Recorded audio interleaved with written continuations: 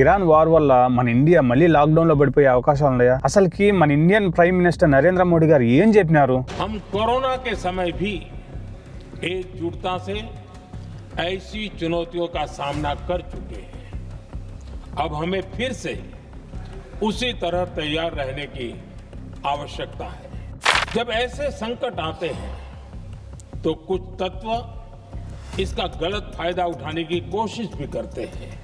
इस युद्ध के कारण दुनिया में जो कठिन हालात बने हैं उनका प्रभाव लंबे समय तक बने रहने की ఆశంక है। హార్మోజ్ జలసంధి ద్వారా వచ్చే గ్యాస్ గానీ పెట్రోల్ గానీ ఏ విధంగా తీసుకురావాలనేది మాట్లాడినాడు. దేశంలో ఆహార ధాన్యాలు పుష్కలంగా ఉన్నాయి, రైతులు దీని గురించి ఎటువంటి బాధపడొద్దనేసి చెప్పినాడు. దైనిక పోయి యూట్యూబర్స్ వాళ్ళ వ్యూస్ కోసం, న్యూస్ ఛానల్స్ వాళ్ళ టీఆర్పీ రేటింగ్ కోసం ఎక్కడ లేని पैनिक क्रिएट చేస్తారు ఇండియాలో.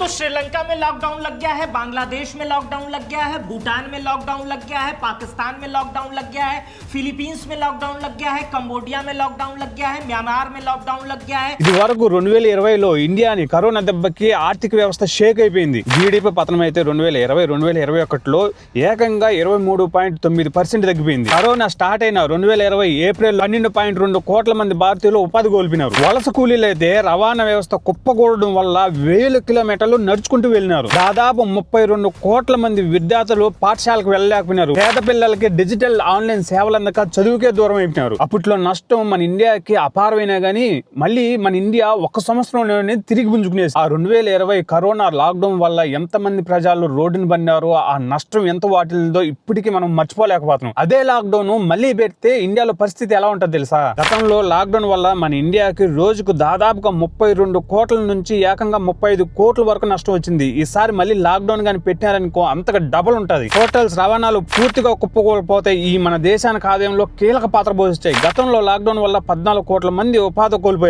మళ్ళీ 2026 ఇరాన్ యుద్ధం కారణం వల్ల మళ్ళీ ఇండియాలో లాక్డౌన్ గాని పెట్టారనుకో దేశ ఆర్థిక వ్యవస్థ కుప్పకూలిపోతుంది. సప్లై చైన్ దెబ్బతినడం, వస్తువులు రవాణా నిలిచిపోవడం వల్ల నిత్యావసర ధరల్లో ఆకాశం దాకుతాయి. ఇండియాలో నివసించే పూర్ అండ్ మిడిల్ క్లాస్ ఫ్యామిలీలు రోడ్డును పడతాయి. చిన్న వ్యాపారం చేసుకునే రోజు కూలీ వారు ఆదాయం లేక వాళ్ళు రోడ్డు మీద పడతారు. ఆర్థిక వ్యవస్థ దెబ్బతింటుంది. ఇప్పటికీ ఇరాన్ యుద్ధం కారణం వల్ల ధరలు ఆకాశాన్ని చేరుకున్నాయి. ఆన్లైన్ క్లాసెస్ వల్ల స్టూడెంట్స్ కి తిరుగులేని దెబ్బ తగులుతుంది. చాలా కంపెనీలు వర్క్ ఫ్రం హోమ్ కి అలవాటు పడిపోతాయి. డిజిటల్ పేమెంట్, ఆన్లైన్ డెలివరీస్ ఎక్కువ పెరిగిపోతాయి. ఆటో రిక్షాల పైన ఆధారపడిన కొన్ని ఫ్యామిలీలు అయితే ఏకంగా భూస్థాపితం అయిపోతాయి. ఒకవేళ మన ఇండియాలో మళ్ళీ లాక్డౌన్ గాని పెట్టాలంటే మనం తీసుకోవాల్సింది 4 ఉదాహరణలు చెప్తా చూడండి. వంట గ్యాస్ ని పొదుపుగా వాడుకోవాలా. ఇరాన్ యుద్ధం వల్ల రాబోయే కాలంలో పెట్రోల్ దొరకపోయే అవకాశాలు ఉంటాయి కాబట్టి వీలైతే అనవసరమైన ప్రయాణాలు తగ్గించుకోవడం చాలా మంచిది. ఎమర్జెన్సీ ఫండ్ ని దగ్గరగా ఉంచుకోవడం మంచిది. అంటే డబ్బులు ఎక్కువగా ఖర్చు పెట్టుకోకుండా డబ్బులు దగ్గర పెట్టుకోవడం మంచిది. ఇంకా గల్ఫ్ దేశాలకి ఎవరు ప్రయాణం చేస్తున్నారో నాకు తెలిసి ఈ సిచ్యువేషన్ లో ఇండియాలోనే నిలిచిపోయేది ఇంకా మంచిది. సో ఇన్ని ప్రాబ్లమ్స్ ఉన్నాయి కాబట్టి మన ఇండియాలో లాక్డౌన్ పెట్టే అవకాశమే లేదు. ఈ న్యూస్ ఛానల్స్ పిఆర్పీ రేట్ కోసం,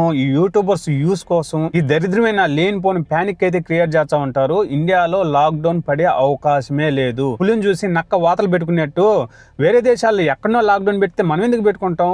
మన స్టేజ్ ఏంటి, మన ఇండియా పరిస్థితి ఏంటి, దాన్ని బట్టి మనం ఏదైనా నిర్ణయం తీసుకోవాలి. కానీ ఎక్కడో కొన్ని దేశాల్లో యుద్ధ ప్రభావం వల్ల వాళ్ళైతే లాక్డౌన్ పెట్టుకున్నారు. మన దేశానికి ఆ సిచ్యువేషన్ అయితే రాలా. మేబీ రావచ్చు, కానీ లాక్డౌన్ పెట్టే అంత దూరం అయితే పోదని నాకు బలమైన నమ్మకం ఉన్నది. కానీ రాబోయే రోజుల్లో అయితే ఈ యుద్ధం 2-3 నెలలు ఆగకుండా జరిగిందనుకోండి, మన ఇండియానే కాదు ప్రపంచంలో ఉండే ప్రతి ఒక్క దేశం వ్యవసాయం మీద ఆధారపడాల్సి వస్తుంది. వీలైతే మన ఇంట్లో పెరటెనకాల ఎర్రగడ్డలు, టమోటాలు, పచ్చిమిరకాయలు కూడా వేసుకోవడం చాలా మంచిది.